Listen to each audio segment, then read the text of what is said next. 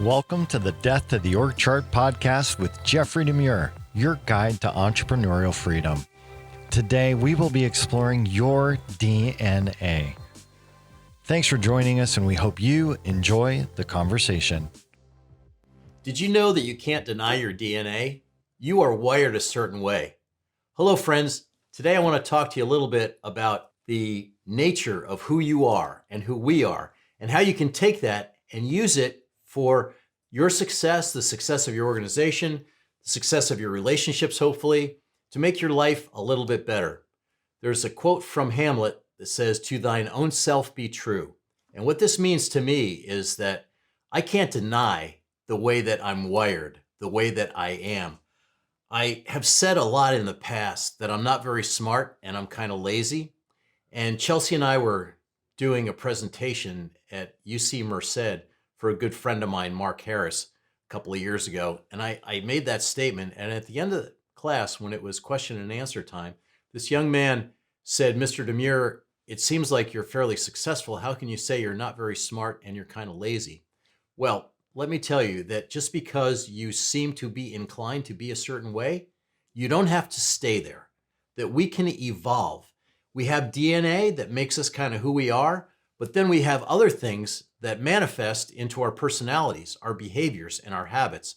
And I decided that if I was going to have a level of success that I wanted to have for myself, my relationships, and my business, that I couldn't stay there. So I think that's the great magic of me being able to say that to myself, is that I can overcome those basic tendencies that I have to maybe not be a traditional learner, and to recognize that I learn things in a different way, and to unlock that DNA within me so that I can learn in a more appropriate way for me, not for what the rest of the world says I should be measured by in terms of how I learn. And the part about being a little bit lazy, I think what that is I like to think about things. I like to reflect. So I choose to frame those in a totally different way and take that DNA that I have and to use it differently. And I think you can do that as well. So let me talk about how that applies to our business just a little bit. We have a DNA within our business. We have a culture within our business. Our business just sort of does its operating based on parameters that we've set up. And you can either design your culture to be the way you want it to be, or it can happen by default, which means that you haven't made a conscious decision about how you want your front stage, backstage, and the components therein, your marketing, your sales, your production, and your operations quadrants to be. When you get clear about what you want those to be and how they are, then you can create a culture that's based on more of your DNA. So what that means in terms of how it manifests in your business is that I've seen good examples of culture and DNA, and I've seen bad examples. Let me give you an example that I have recently. I like watches. So I don't buy a lot of watches. My wife might not agree with that, but I like to find out about them and research them because it's fun for me and because I can. So I bought watches locally before, and I've gone in and I've had the experience of dealing with the salespeople. And let me tell you, when you go out to buy something that's a little bit expensive, I had the same experience when I bought my last car. And in both instances, it was not a pleasant experience. As we move into a time of coming out of the pandemic, where we're going from almost everything being purchased online, on retail not doing very well in general, a huge mall owner in the US is selling off a couple of $1 billion worth of assets, some of their flagship malls within the country. What this means is that retail isn't doing really great. So what's that got to do with my bad experiences in the pandemic? People have been trained for the last 2 years that they can get almost anything they want online. And so people have adopted that and they've made it a habit. In order to break that habit, you have to do something pretty exceptional. What's happening in our society right now is that people are a little bit tired of being locked in and locked down. People want to get out and experience life a little bit more. I think that retail has an opportunity to evolve, but there's got to be a certain cornerstone. There's got to be a tremendously significant reason for people to go out there. We used to call them lifestyle centers. We used to say it's an experience. That has been so overbaked that it's to the point where you see it in ads, you see it online where brick and mortar organizations talk about that. We're going to create a great experience for you. And then you go in, and in my case, in the two examples I just gave you, I've been tremendously disappointed. Well, I was dropping my son off in another part of the state the other day, and there's a boutique that sells these watches that I'm interested in. So I got kind of excited. My son, this is my oldest son, who also tracks these things. The difference is that I can afford it and he can't. But that doesn't stop him from having the dream, the goal of having certain things that maybe dad and dad's friends and mom and others that we hang around with, that they have. So we went into this boutique, and I was dressed in my flying clothes. Being a pilot, I dressed for comfort and not necessarily for aesthetics. And so I went in, and they were really welcoming. From the minute I went in there, I found what I wanted. They were knowledgeable. They were helpful. They asked good questions. They asked if there's any other watches that I had and why I liked them. And I was there for probably about an hour. And I said, I really like this one, but I really like this watch band as well. And I will buy this watch if you include this watch band. And I could see them smiling behind the mask that they had on. I didn't have a mask on.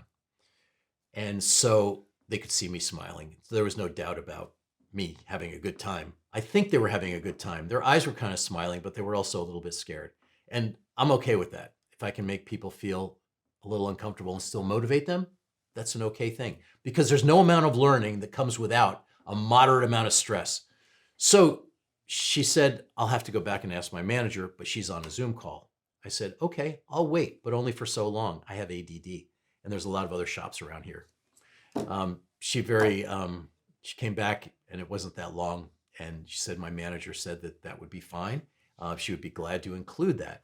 And so then the manager came out, and she introduced herself, and we had a lovely chat. And I ended up buying the watch at that boutique. But it doesn't stop there. She said, we have to wrap a few things up, and we'll need about a half an hour to put the new watch band on your watch. There's a great restaurant on the first floor. I know the manager. His name is Enrique, and I've already called Enrique, and I told him to expect you. I made a reservation for you.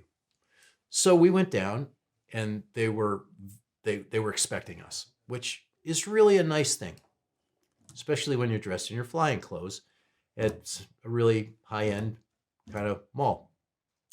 They couldn't have been nicer. They welcomed us. Service was great.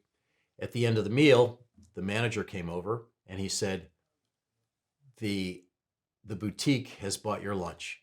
They wanted you to have a great time. And so it's on them. Okay. So did it cost them a little bit of money? It did. But let me put it in the category of the bad experiences that I've had. The places that I wanted to spend money and ended up either doing it only because it was the only place I could get what I wanted, or walking away and not spending money and buying something that I really wanted, was just the experience, right? So brick and mortar, there's two ways that you can approach it. You can look at people like they're a nuisance, which is what the airline industry does right now. You know, the airline industry's new motto, we're not happy until you're not happy, right? And they take it a step further, and with all the new safeguards in place, they will say, we've upped our standards, now up yours. And if you have a retail environment, if you have a retail business and that has become part of your DNA because your front stage people don't do well with people, that there's a lack of trust, that you're afraid that, somebody is gonna smash it and dash from your stuff. Well, my encouragement is, like this mall that I was at, like these boutiques that I was at in a different part of the state, they figured it out. The places were hopping. They would only let a certain amount of people inside the boutique at one time. There was people waiting to get in. Do you think that's unusual for a brick and mortar retail experience these days? I do, but it's possible. So maybe you're not in a place, and I wasn't in Beverly Hills, but maybe you're not in a place like Beverly Hills. But what can you do that's unexpected, that allows people to have a great experience, that maybe gives back a little bit? In my case, it was a free watch band and a really nice lunch. What can you do, and how can you help your people on the front stage to be able to deliver that great experience? And what I'm doing right now, I'm talking to other people about it. And I want other people to realize that they can have a great experience if they go to this place as well. You think that might be good for your business? The most powerful advertising you can have is unpaid spokespeople, is to have people that have experienced your service, your product, your environment, and are talking to their friends about it. So give a little away. Help your staff understand they've got a budget.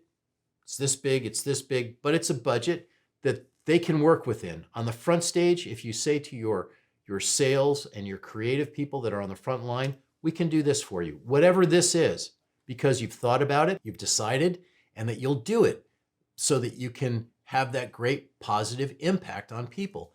On the backstage, it's empowering people that are on the backstage to realize they can take a little bit longer for their budget. They can go outside of some of their KPIs if they do it for the right reason. That's the value of understanding what we need to deliver in this post-pandemic period that we're in.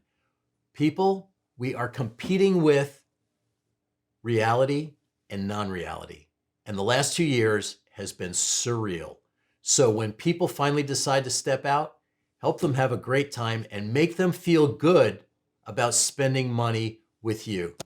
One of the most profound epiphanies that we had was over this subject of D.N.A. and who we are.